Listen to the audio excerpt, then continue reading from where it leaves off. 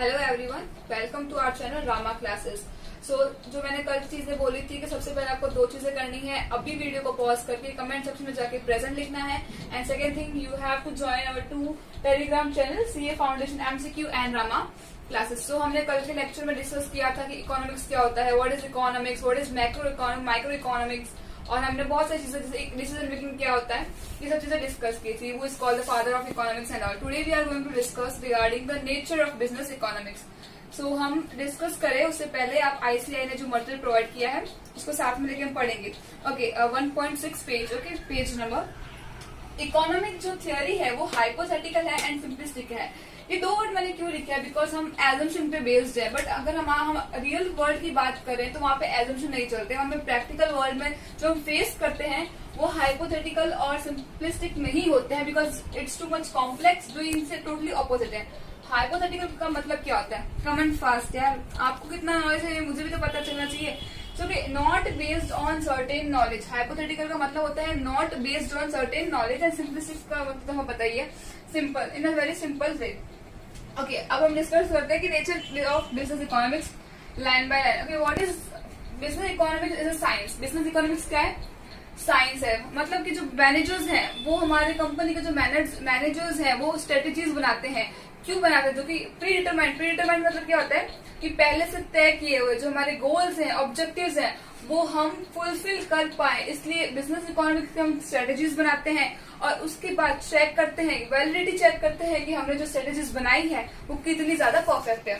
तो that is called business economics science. ये जो है ये एमसीक्यूज में 3 to 4 टाइम्स पूछा गया है कि business economics is based on macro options में आते हैं, तो आंसर आएगा माइक्रो इकोनॉमिक्स। क्योंकि यहाँ पे हम कंसर्न करते हैं इंडिविजुअल के बारे में, एम्प्लॉय के बारे में। एक एम्प्लॉय क्या चाहता है कि उसके पर्टिकुलर ऑर्गेनाइजेशन की सर्वाइवल हो, प्रॉफिट हो, तो क्या होगा, वो खुद एक उस पर्टिकुलर कंपनी में ज्यादा से ज्यादा ईयर की तरह रह पाएगा, उसका प्रमोशन होगा। तो यहाँ पे हम इंडिविजुअल की बात करते हैं। Next point is element of macro analysis. Okay, चलो हम माइक्रो की बात करते हैं, बट एक बिजनेस को क्या हम सिर्फ माइक्रो के वे से देखेंगे? मैक्रो भी बहुत ज्यादा। फॉर एग्जांपल कि हम कोई पॉलिसीज बना रहे हैं तो हमको ये देखना पड़ेगा कि एक्सचेंज रेट क्या है, इंटरेस्ट रेट क्या है, इन्फ्लेशन क्या है, तो उसके लिए हमको मैक्रो के ऊपर भी पूरा फोकस देना पड़ेगा। So we can also call it business economics is element of macro analysis. Business economics is an art word का मतलब क्या होता है कि जो हम प्रैक्टिकल वे में whatever we are facing उसको हम प्रैक्टिकल वे में किस तरह से फेस कर रहे हैं। क्योंकि मैंने पहले ही बोला हाइपोथेटिकल से नहीं चलेगा ना, सिर्फ सोचने से नहीं चलेगा। We have to do something regarding the practical. जो हम एजम्पशन कर रहे हैं वो प्रैक्टिकल वे में हमको बिजनेस इकोनॉमिक्स में अप्लाई करनी है, ताकि हमारी जो पॉलिसीज है वो बहुत ही अच्छी हम फ्रेम कर पाए। प्रैग्मेटिक अप्रोच, वही चीजें आ गई कि यहाँ पे प्रैक्टिकल होना चाहिए। माइक्रो इकोनॉमिक्स जो है वो एब्स्ट्रैक्ट है, मैं यहाँ पे लिख देती हूँ। माइक्रो इकोनॉमिक्स जो है, माइक्रो का अगर ऑप्शन में आता है तो वो क्या है? एब्स्ट्रैक्ट है। ओके, माइक्रो इकोनॉमिक्स जो है वो एब्स्ट्रैक्ट है, बट जो बिजनेस इकोनॉमिक्स है वो प्रैग्मेटिक है अपने अप्रोच में, बिकॉज वो टैकल करती है प्रैक्टिकल प्रॉब्लम्स को अपने रियल वर्ल्ड के अंदर।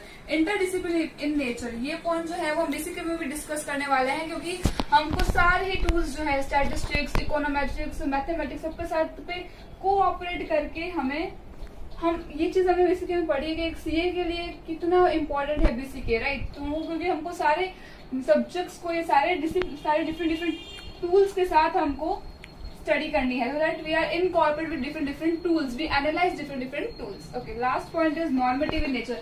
Okay, एक ट्रिक है, आपको अप्लाई करनी है, then you can.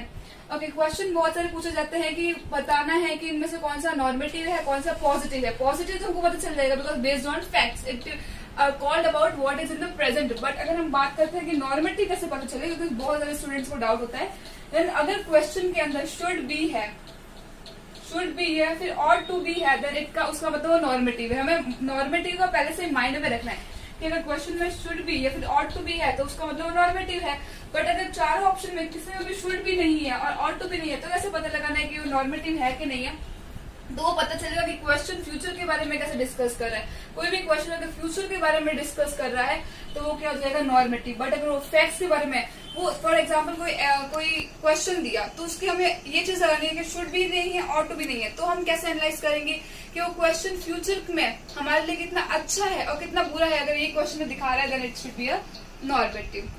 So our next topic is scope of business economics. यहाँ पे कितने तरीके के स्कोप होते हैं, तो मैंने यहाँ पे लिखा है कि हमारे यहाँ पे 2 टाइप्स के स्कोप होते हैं। एक है micro economics applied to internal और operational issues, and second one है होता है macro economics applied to external और इन्वायरमेंटल इश्यूज। तो पहले हम डिस्कस करते हैं कि micro economics applied to internal और operational issues. Okay, so first one is demand analysis and forecasting. हमको डिमांड एनालाइज वर्ड का मतलब क्या था, हम बहुत बार बचपन से सुनते हैं बट बहुत सारे बच्चों को नहीं पता होगा।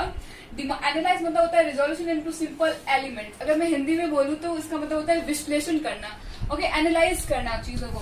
तो डिमांड एनालाइज करना मतलब मार्केट में कितनी कंज्यूमर क्या टेस्ट पे प्रेफरेंसेस क्या है, कंज्यूमर किस तरह से सोच रहा है प्रोडक्ट के बारे में, प्राइस क्या है, प्राइस रिलेटेड गुड्स क्या है, ये सब चीजें हम आगे वाले चैप्टर में बहुत ही डिटेल में डिस्कस करने वाले हैं। ओके, कि रिलेटेड गुड्स क्या होते हैं, complementary, substitute goods. Okay, so demand का एनालाइज करना कि मार्केट के अंदर जो हमारा प्रोडक्ट है उसके लिए कंज्यूमर क्या प्रेफरेंस कर रहे हैं, क्या सोच रहे, टेस्ट क्या है उनका हमारे प्रोडक्ट के लिए। Okay, and second thing is forecasting. Forecasting का मतलब होता है फोरसी, मैंने यहाँ पे लिखा है फोरसी, मतलब पहले से अनुमान लगाना, आगे चल के फ्यूचर में क्या डिमांड होने वाली है उसको पहले से ही फोरकास्ट करना होता है डिमांड फोरकास्टिंग।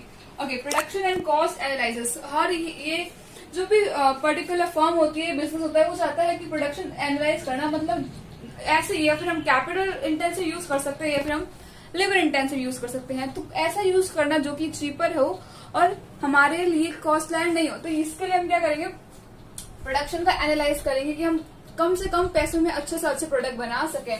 और कॉस्ट एनालाइज करने में भी यहाँ पे हम प्रोडक्शन के बारे में आ जाएगा कि हमारा प्रोडक्ट बहुत ही अच्छा होना चाहिए। और कॉस्ट एनालाइज हमको इस तरह से करना है कि जो भी हम इनपुट्स बना रहे हैं ताकि हम उसको आउटपुट कर पाए, मतलब सेल कर पाए, तो उसके लिए हमारा जो कॉस्ट है वो एकदम मिनिमम होनी चाहिए। उसके लिए ऑब्वियसली 2 ही ऑप्शन है, चाहे कैपिटल इंटेंसिव यूज करो या लेबर इंटेंसिव, जो भी ज्यादा चीपर है वो भी यूज करने। इन्वेंट्री मैनेजमेंट मतलब क्या होता है, इन्वेंट्री मैनेजमेंट मतलब कुछ रूल्स एंड प्रिंसिपल्स के थ्रू हमें क्या करना है, जो हमारा प्रोडक्ट है उसको क्या करना है, चाहे वो रॉ मटेरियल के स्टेज में हो, चाहे वो फिनिश गुड्स या फिर वर्क इन प्रोग्रेस बोलते हैं ना, फिनिश गुड्स के स्टेज पे हो, कोई भी स्टेज पे हो, वो क्या होना चाहिए, हम कुछ रूल्स एंड प्रिंसिपल्स करके ताकि हमारा जो खर्चा है, मतलब ये सब बिजनेस की बात है, इकोनॉमिक्स की बात है। तो हम एक बिजनेस फर्म के अकॉर्डिंग हम हमारा सब खर्चों से रिलेटेड तो होने वाला है। तो हमारा मेन इन सब पॉइंट्स में यही कहना है कि खर्चे कम होने चाहिए हमारे, और हमारा प्रोडक्ट जो होना चाहिए वो बेस्ट होना चाहिए। मार्केट स्ट्रक्चर मतलब हमारे मार्केट में कंपटीशन क्या है, ताकि हम अपने प्रोडक्ट को उस तरह से जो भी हमारे रिसोर्सेज है उसको बेस्ट यूटिलाइज करें, ताकि हमारा जो कंपटीशन में हम एक अच्छा कंपटीशन दे पाए मार्केट में। और प्राइस पॉलिसीज मतलब कि हम कम से कम प्राइस, इस तरह से पॉलिसीज बनानी, इस तरह से स्ट्रेटेजीज बनानी है कि हमारे जो प्राइस है हमारे प्रोडक्ट की वो बेस्ट होनी चाहिए। रिसोर्स एलोकेशन, हम अपने जो एडवांस टूल के मदद से हमारा जो रिसोर्स है, मतलब रिसोर्स हम पहले से पढ़ चुके हैं, अगर नहीं पता है तो पार्ट 1 का वीडियो देखना। एलोकेशन का मतलब होता है बंटवारा करना, कि हम अपने जो रिसोर्सेज है, रॉ मटेरियल्स वगैरह हैं, उनको इस तरह से यूटिलाइज करें ताकि उनको ऑप्टिमम यूटिलाइजेशन हो पाए। ऑप्टिमम मतलब होता है मैक्सिमम यूटिलाइजेशन हो पाए। Okay, next is theory of capital. Business है तो कैपिटल चाहिएगा, इन्वेस्टमेंट के बारे में भी सोचना पड़ेगा। तो हमारा कैपिटल जो होना चाहिए है वो हम जहाँ पे कम इंटरेस्ट देना पड़ रहा है और बेस्ट फंड से हम अपना कैपिटल लेके आए और बेस्ट जगहों पे हम अपना इन्वेस्टमेंट करें, उसके related as a business, as a particular firm हमको सोचना पड़ता है। Profit analyse, profit and risk की बात करें तो दोनों अनसर्टेन है। अगर बिजनेस की बात करें, बिजनेस में प्रॉफिट और रिस्क अनसर्टेन होता है, तो हमें ऐसे इस तरह से करना चाहिए ताकि हमें एट लास्ट हमें प्रॉफिट हो।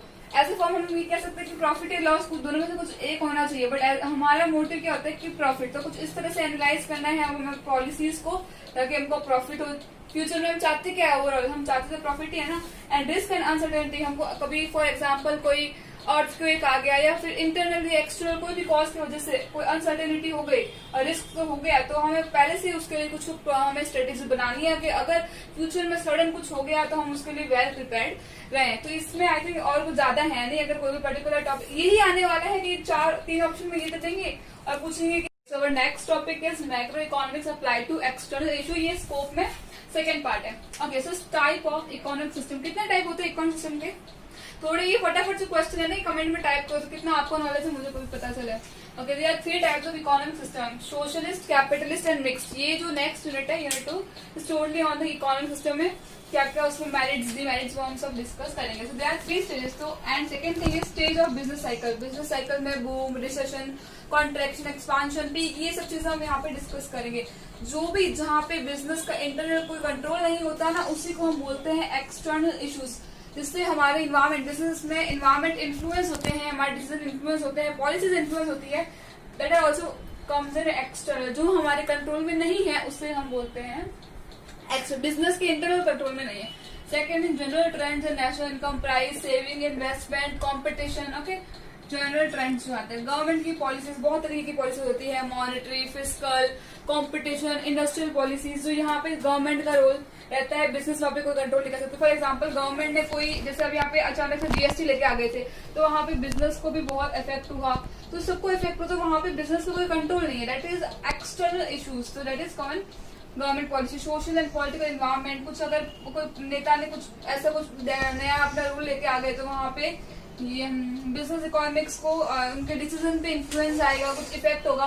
तो जहाँ पे इंटरनल कंट्रोल नहीं है बिजनेस का, वो आते हैं एक्सटर्नल इश्यूज में, और जहाँ पे इंटरनल कंट्रोल है वो आते हैं इंटरनल इश्यूज में, जहाँ पे अभी हमने डिस्कस किया था। ओके, सो यहाँ पे हमारा फर्स्ट यूनिट जो है इस पर्टिकुलर चैप्टर का, वहाँ पे हम कंप्लीट हो गया है। तो कोई भी डाउट हो, अभी भी कोई पर्टिकुलर वर्ड का मीनिंग भी नहीं आ रहा है ना, then you have to ask in comment box, otherwise in this channel. So ये पार्ट 2 था, एंड पार्ट 1 भी लिंक भी मैं डिस्क्रिप्शन में डाल दूंगी, और वहाँ पे भी किसी को डाउट हो तो प्लीज गाइस कमेंट करना, चाहे आप यूट्यूब पे कमेंट करें या फिर हमारे टेलीग्राम चैनल पे जाके कमेंट करें। And thank you so much, अपने फर्स्ट वीडियो का अच्छा रिस्पॉन्स दिया। थोड़ी नर्वस थी मैं कि फर्स्ट टाइम वीडियो शूट कर रही हूँ, अच्छा फिर भी 250+ व्यूज आए। And just you have to comment, present comment करना मत भूलना, and subscribe it, share it, so maximum student can get benefit of it. Thank you.